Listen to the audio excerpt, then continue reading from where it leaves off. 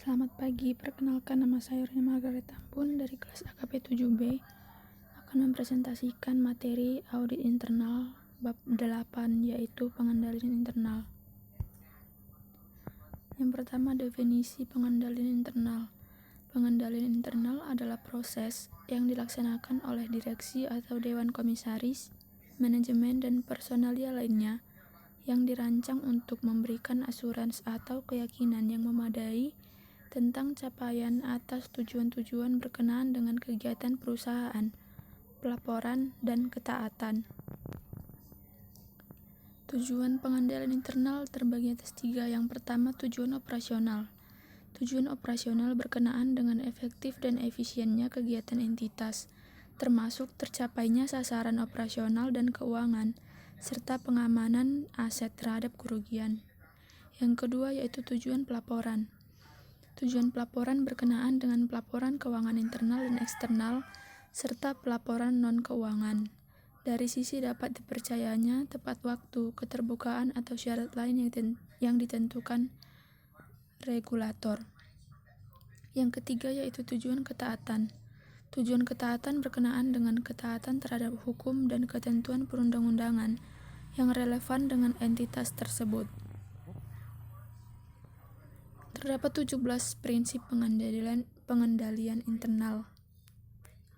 Secara singkat dijelaskan 17 prinsip pengendalian internal yang meliputi 5 komponen pengendalian internal CUSO. Yang pertama, lingkungan pengendalian, yaitu yang tunjukkan komitmen terhadap integritas dan nilai etika. Yang kedua, laksanakan tanggung jawab pengawasan. Yang ketiga, ciptakan struktur, wewenang, dan tanggung jawab. Yang keempat, tunjukkan komitmen terhadap kompetensi. Dan yang kelima, tegakkan akuntabilitas. Pada komponen yang kedua yaitu penilaian risiko. Yang pertama, tentukan tujuan yang tepat. Yang kedua, identifikasi dan lakukan analisis risiko. Yang ketiga, nilai kemungkinan risiko kecurangan. Dan yang keempat, identifikasi dan lakukan analisis terhadap perubahan penting. Komponen yang ketiga yaitu kegiatan pengendalian yang terdiri dari yang pertama, pilih dan kembangkan kegiatan pengendalian. Yang kedua, pilih dan kembangkan pengendalian umum terhadap teknologi. Dan yang ketiga, sebarkan melalui kebijakan dan prosedur. Komponen yang keempat yaitu informasi dan komunikasi. Yang pertama, gunakan informasi yang relevan. Kedua, berkomunikasi secara internal. Dan yang ketiga, berkomunikasi secara eksternal.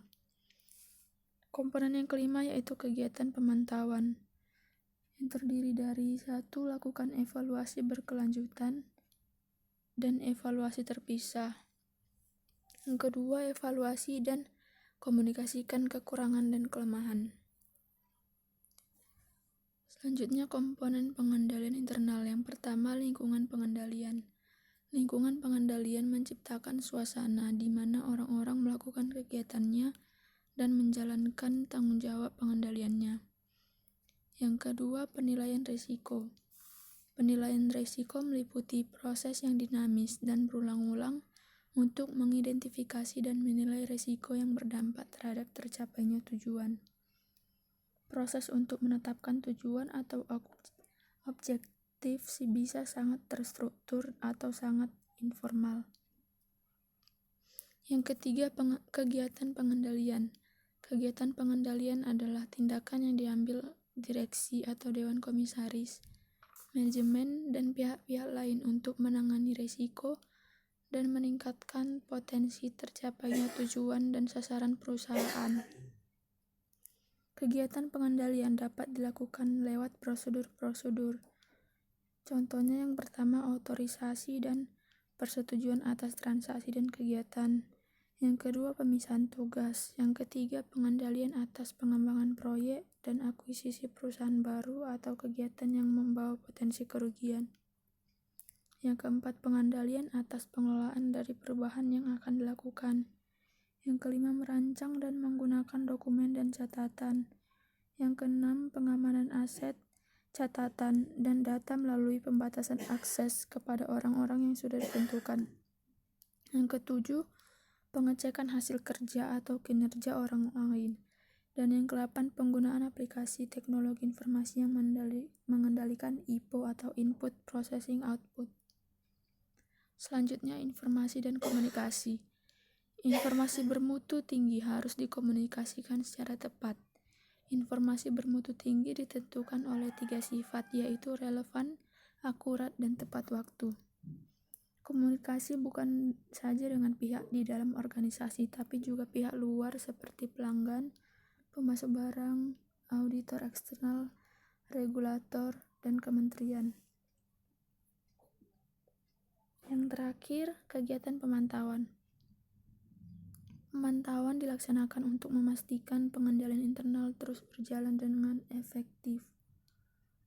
Jika monitoring dirancang dan dijalankan dengan benar, organisasi akan mendapat manfaatnya karena monitoring memungkinkan yang pertama, mengidentifikasi dan menyelesaikan masalah internal pada waktunya.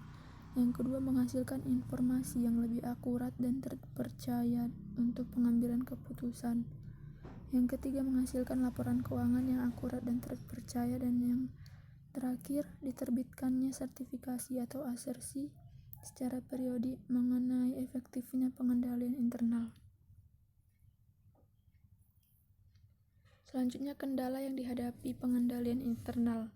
Yang pertama, kesesuaian antara tujuan-tujuan yang ditetapkan yang merupakan prakondisi bagi pengendalian internal. Tujuan yang semula dibuat dan yang menjadi dasar dari aturan pengendalian internal kemudian diubah atau berubah. Perubahan ini mengakibatkan ketidaksesuaian antara tujuan dan pengendalian internal. Contohnya, perubahan dalam risk appetite. Kendala yang kedua yaitu kesalahan manusia dalam membuat pertimbangan atau human judgment. Misalnya dengan menerbitkan aturan-aturan atau menetapkan ukuran kuantitatif. Pendekatan ini mengandung kelemahan karena membatasi seseorang menggunakan akal dan pikiran. Kendala yang ketiga yaitu kesalahan bisa terjadi karena kesalahan manusia atau human failures. Kesalahan ini sering terjadi karena rutinitas, tidak konsentrasi, atau kejenuhan. Kendala yang keempat yaitu pimpinan bisa saja memutuskan lain dari aturan. Yang sering digunakan pimpinan adalah kesalahan itu tidak material jika batas material atau tidaknya merupakan kewenangan beliau.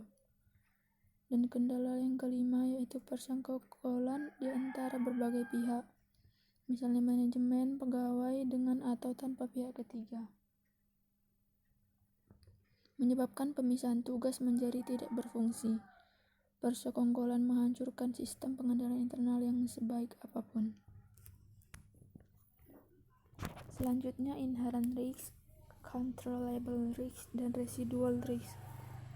Ketiga istilah ini sangat dikenal mahasiswa auditing, bahkan dengan contoh persentase dan rumus matematika.